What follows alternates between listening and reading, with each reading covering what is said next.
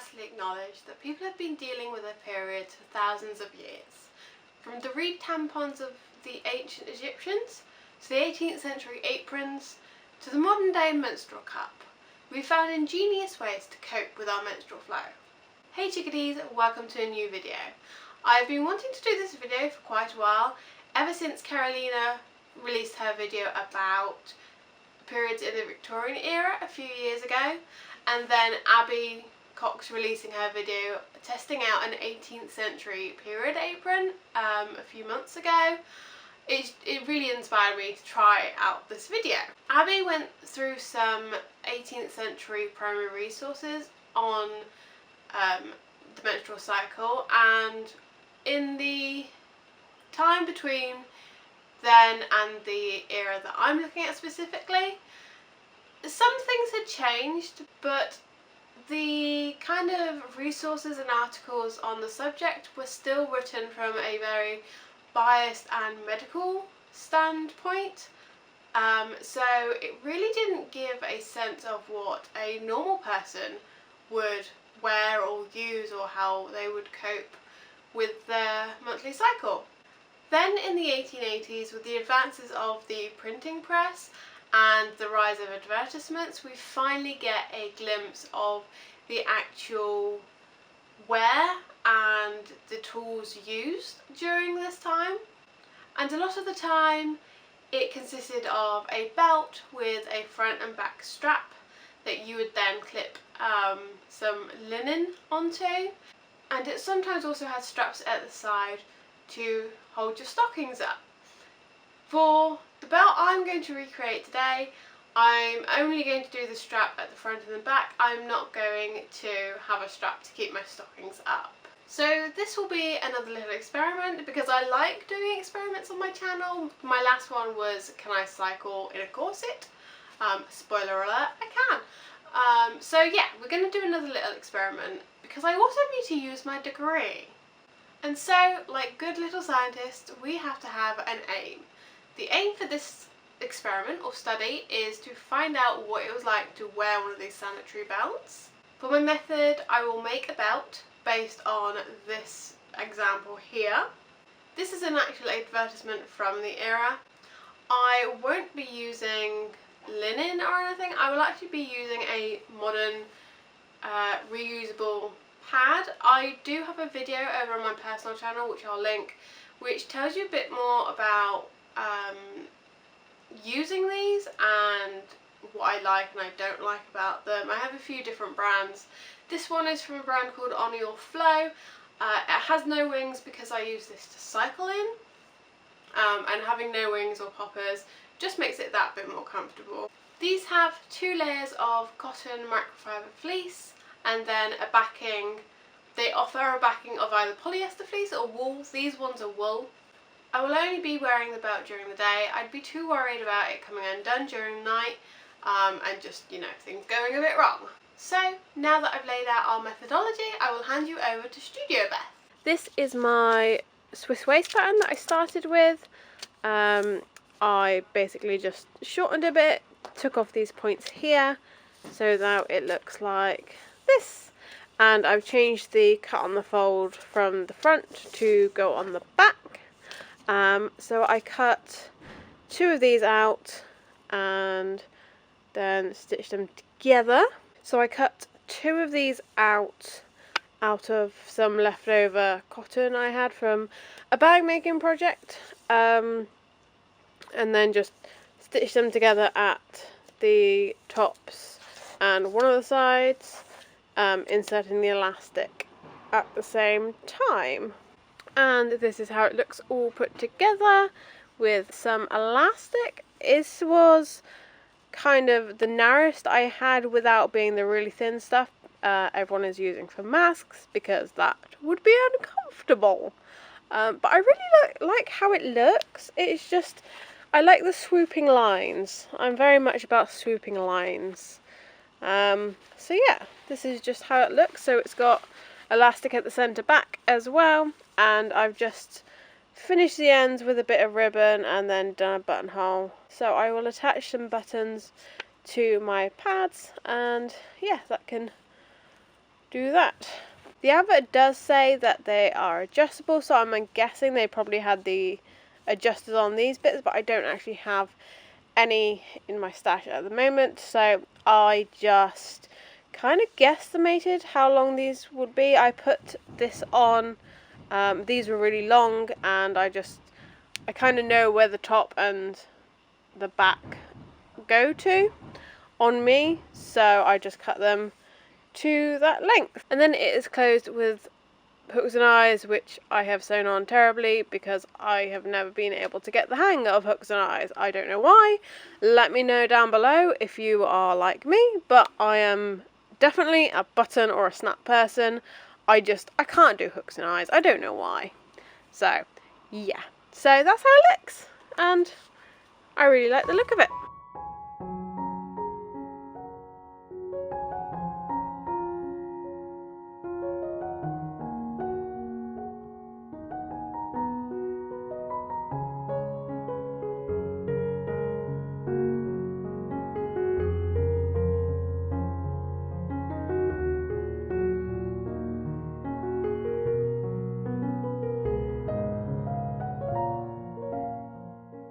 So we have the belt, we have the buttons on the pads, we have some new combinations, and now we just wait. Before I hand you over to Video Diary Beth, I just want to include a small caveat. This kind of experiment is from my perspective, so my relationship with my period may not be the same as yours, and it's just a bit of fun, but I hope you enjoy watching it. So, over to Video Beth. Hello, it is Vlog Beth. I hope you can hear me okay over the rain. It is of course started to rain when I wanted to film this because it's me. So it's day 2 of my period. Flow is light, still light, medium-ish. And I've got my belt on, as you can see, I hope. And just wearing my bloomers, and it is comfortable and it's not shifting around. The elastic is also comfortable. That's the one thing I was worrying about, but I have been standing up all day. I haven't been sat for a long period of time as of yet, and I am going to go for AP. Can I say that on YouTube? No idea.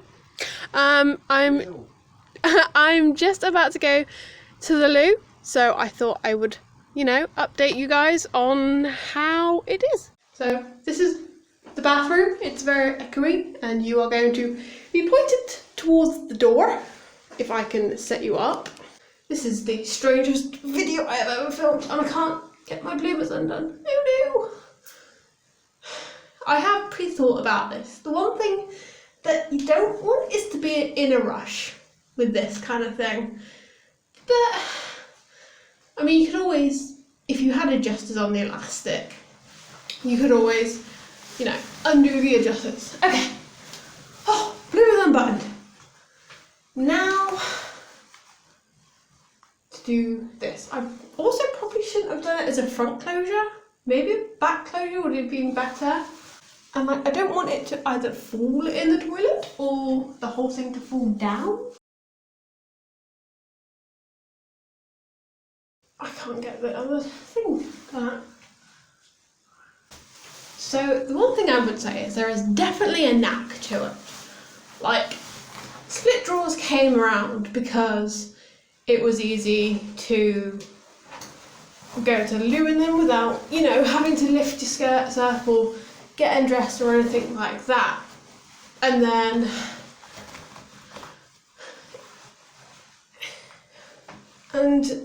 this belt just kind of brings back that level of fussiness and fanning about trying to, go to the bathroom. At the end of day 1 of the experiment, we've already had a casualty, but probably not in the way you were thinking. If you'd watched my combinations video, you know I had a lot of trouble with this lace just popping, and unfortunately, it's done that on the back here. I thought because I had my corset on, maybe it wouldn't pop because, you know, it was flat against my body and it was held in place, but no, unfortunately it has popped. So I haven't quite finished my other set of combinations, but I do have another plan. I'm going to try and fix this tonight, and I can also fix, there's a bit here on the leg, which I've fixed the legs before when it's popped before, so I'm going to do that, but I'm obviously going to wear these when I'm not wearing my corset at the same time, and tomorrow I'm going to try something else. So yeah, we'll see how it goes. As I said earlier, it was complicated. I'm not sure whether it's just a learning curve, but I have a couple of ideas of different things to try and different ways of doing it rather than taking the whole belt off, and then like pulling it down like you would a pair of underwear. So yeah, I'm going to try that tomorrow. Good morning, it is day 2 of this experiment, and today I am off to the Muggle Job. So this is what I have come up with. So I'm just wearing a chemise from the Laughing Moon mercantile pattern, and I've basically just folded it up at the bottom. This is pinned shut for the moment. I will unpin it once I'm actually going to go to the Muggle Job. You can see my knobbly knees. Sexy. Yes, so I kind of assumed that women were still wearing the chemise and draw combinations, as in the chemise and a separate open crotch drawers. Not everyone was wearing the actual combinations of both, or everyone was not wearing the combinations.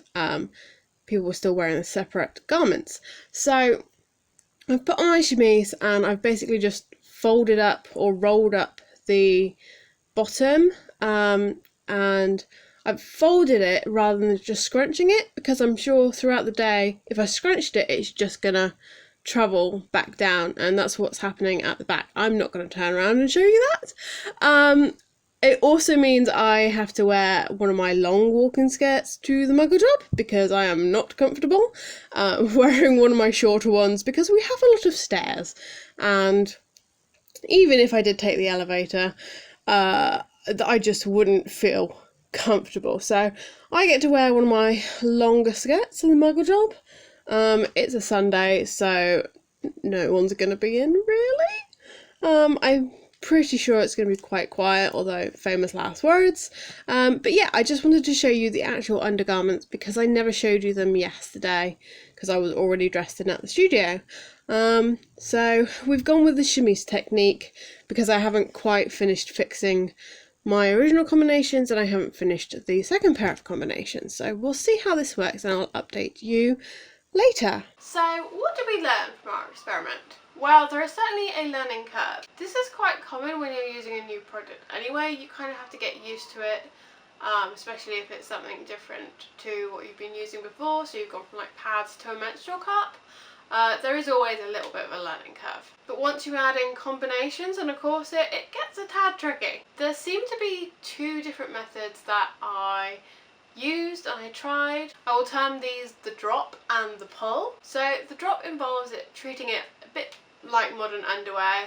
You do undo it at the front and then shimmy it down. However, trying to get it back in place proved to be quite difficult and was the thing I had the most trouble with. It would get caught on the ruffles on my combinations, it would kind of get tangled at the back, and because there's this strange balance to it because it opens at the front, it just, yeah, it wasn't seamless. The pull method involves pulling it to the side when you go to the loo, and whilst I kind of folded the pad in half when I did that, I was still worried about leaks and getting messy, especially when I didn't have access to a shower. Another issue I came across when I was doing the experiment was my pads kind of wanted to bend lengthways like this, which didn't make me feel very secure because these are shaped. They kind of go in the middle there. There was a security issue there, especially because the thickness in these ones is in the middle, and the sides are quite thin. I stopped the experiment after 3 days because my flow got super heavy and I was just really paranoid about leaks, and I just couldn't, you know, do it with the pads I had basically. I did discover one good thing though. It's very breathable, especially when I was wearing my long skirt to the Muggle Job. Just having that breeze and that air around there was actually really nice. So what could I change to make it more successful? Firstly, construction. As I mentioned, really needs sliders on the straps. I think this would go a long way to making it more manoeuvrable whilst not having to take the whole thing off. Secondly, undergarments. I think sticking to a chemise would be far easier, as you can kind of pull it up and out of the way without, you know, with combinations they kind of get in the way a bit. I did see an advert for a belt with an apron on the back, and I think that would actually work really well with a chemise, because that little apron gives you a little bit more protection, especially coupled with number 3, which is bigger pads. As I mentioned, these pads are shaped, so they work really well in modern underwear because the modern underwear keeps it against your body, whereas, you know, without it there's nothing to keep it against your body, so it wants to move. So you basically just need a bigger pad and more fabric there to keep you more secure.